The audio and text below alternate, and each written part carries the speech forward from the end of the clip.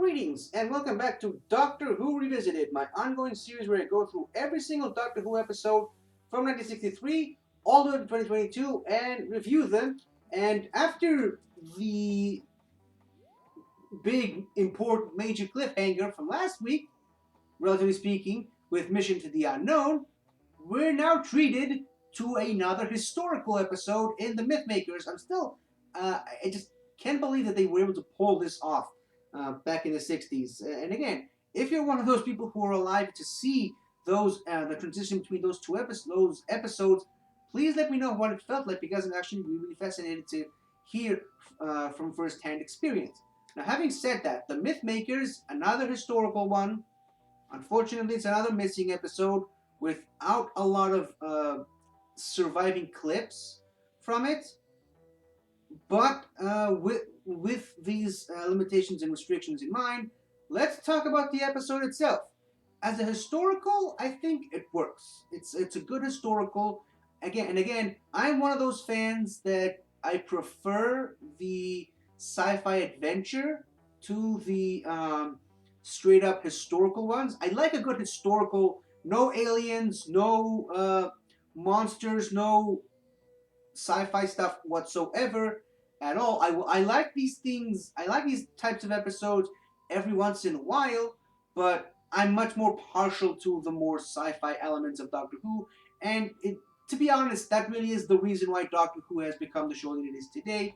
That's why they started doing less of these straight historical stories and just focus about the Doctor being chased by aliens and monsters and stuff. That's really why the show still perseveres to this day. And even in the modern series, whenever you have these historical episodes with, like just William Shakespeare or Rosa Parks or Winston Churchill or whatever, at the heart of it, there's some alien plot going on beneath the surface, not in the as opposed to the original, the classic series, particularly the William Hartnell era, where it was just straight historical story. The only aliens there are the Doctor and occasionally companions. And this one is actually a really interesting one that really just treads the line between history and myth, because obviously there is no actual proper confirmed historical evidence that the Trojan horse ever actually existed. It's always been this thing of myth. Maybe it was real, maybe it wasn't. Either way, this episode addresses that, and what a great way to address it. It was the Doctor's idea the whole time. Because guess what? Humans are stupid. We don't know anything. Everything important that humans have ever done was done by aliens. Guess what? The Doctor and friends taught cavemen how to make fire. The Doctor gave the humans the idea to make a Trojan horse. The Doctor is responsible for Pompeii. Why did the humans go to the moon? Because the Silence told them to do it. Every important major invention in human history was made by Julian Glover's character in City of Death. Humans have no control over their own lives or their own planet. Everything major and important that humans have ever done was done by either the Doctor or some third alien party. Now, having said that, gotten that minor rant out of the way, it's, like I said in the previous two episodes, good conflict for the companions.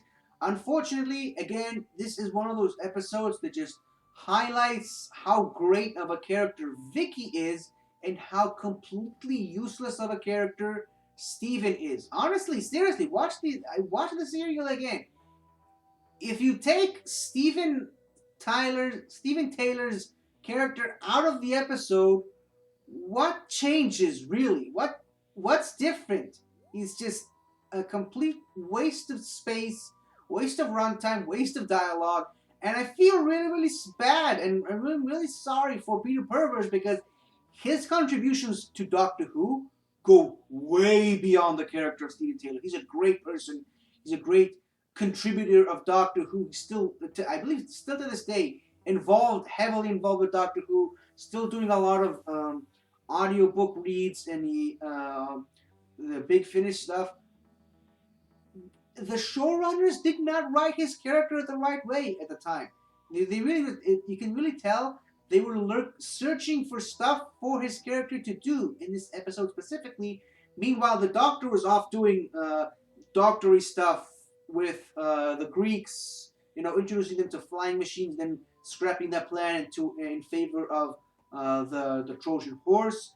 Vicky was on the other side of the fence, quite literally, in fact, with Troy falling in love with Troilus and becoming the mythical figure of Cressida, I believe that's the name of the character.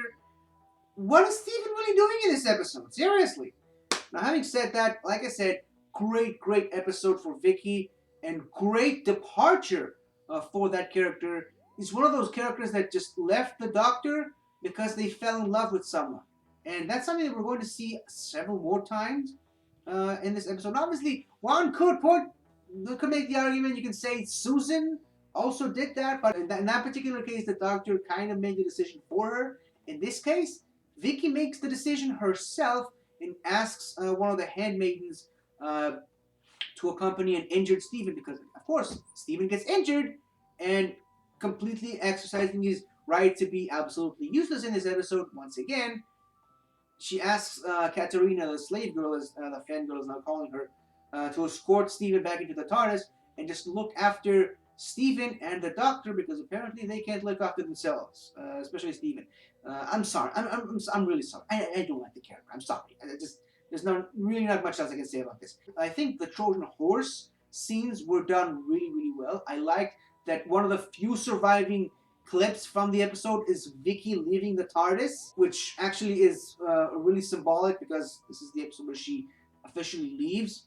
And I liked they did recently they did that trailer for the season 2 Blu-ray release, I believe, where Maureen O'Brien reprises her role as Vicky, still living in Trojan times. So at least we know what happened to her. At least we know what she still is. And it's great that she's still around, still contributing to Doctor Who, still to this day. But other than that, again, it's a missing episode. I don't really know what else to say about it. There's not much to talk about. We don't really get to see a lot of scenes.